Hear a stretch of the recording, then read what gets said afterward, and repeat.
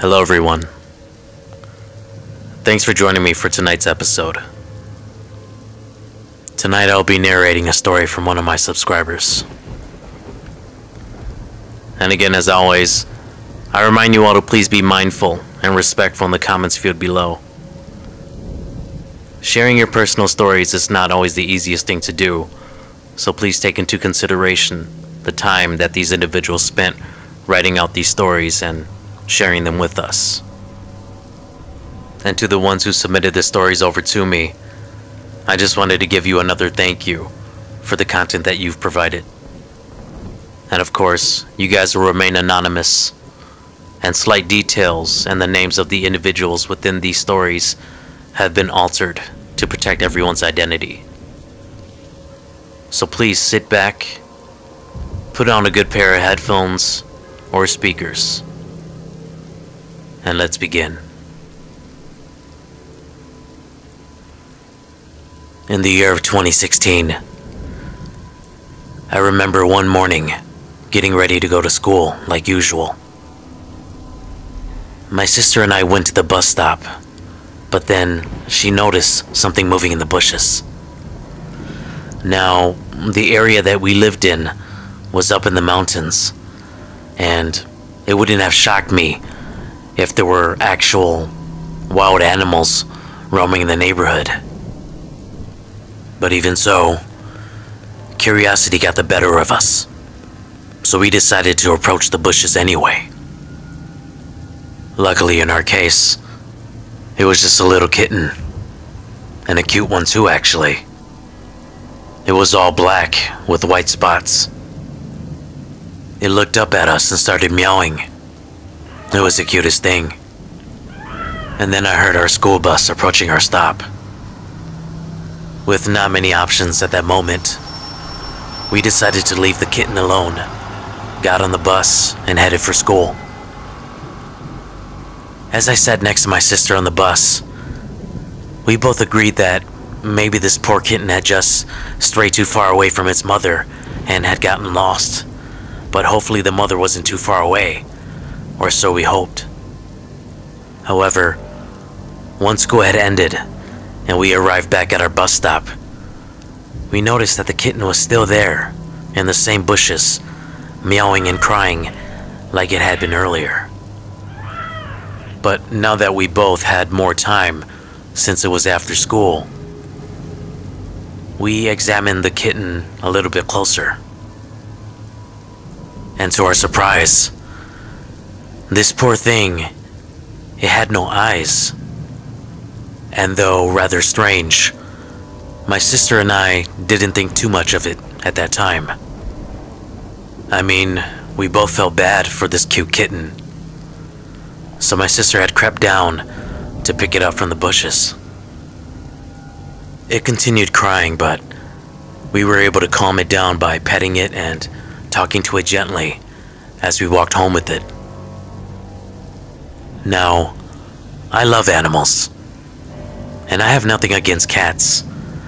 However, there was something odd about this kitten that I couldn't quite pinpoint at that moment. Even so, I felt obligated to help it, now that we've chosen to get ourselves involved. When we arrived at home, my sister decided to tell my mom about the kitten and the situation with its eyes.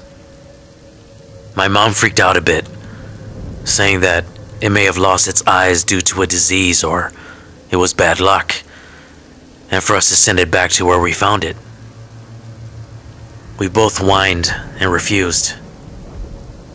I still don't know how we did it that day, but we did eventually convince my mom into letting us keep the kitten, and we also kept it in the house with us. I remember how excited we both were. We had made a trip over to the local pet shop to grab cat food, bedding, toys, you know, all the essentials. But of course, all of this excitement was short-lived, because only 2 weeks in, weird and unexplainable things started happening around the house. For instance, during some nights, I remembered hearing loud thumping noises coming from the end of the hallway that was then followed by fast scattering footsteps. And then, on occasion, there were nights where I heard a lower toned voice mumbling from the other side of my bedroom wall, but I can never make out the words. The sound of the voice was also way too low to be considered a female voice.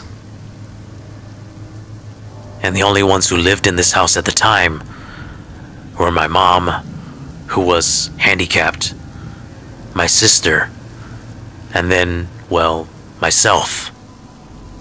Neither of us could have produced that sound, nor would any one of us be up past 12 to 1 a.m. And to make matters worse, the thing that made all of this even more creepy was that damn kitten was meowing in the background of all of this. The scary kind of meowing that kind of sounded similar to a human baby. I mean, that's the best way that I can describe it. The thought of the sound now, even, is unnerving and chilling to me. Not too long after this, there had been another weird event that had occurred. It was a Saturday morning.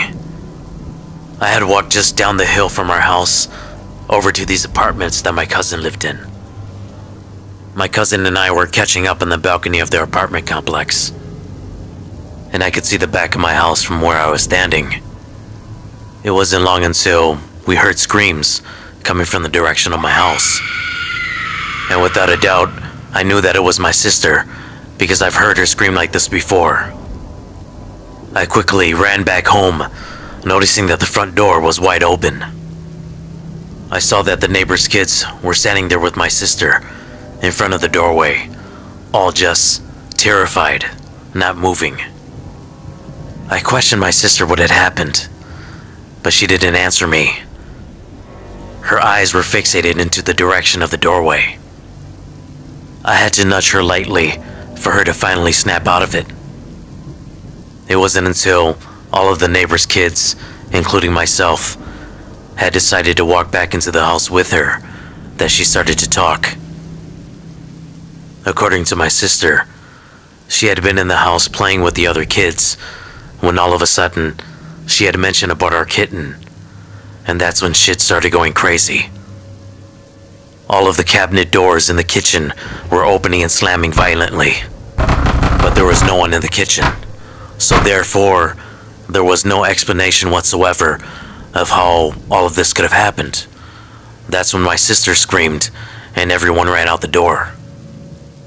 Now, I wasn't there to witness all of this, but I could tell by the fear instilled in the eyes of these other kids, and this was enough to convince me that my sister wasn't playing. I also felt the unsettling atmosphere of the house at the time. I then walked into the kitchen and saw that all of the cabinet doors were definitely open, even the ones way up top. These were way too high for us kids at the time to actually reach without added effort.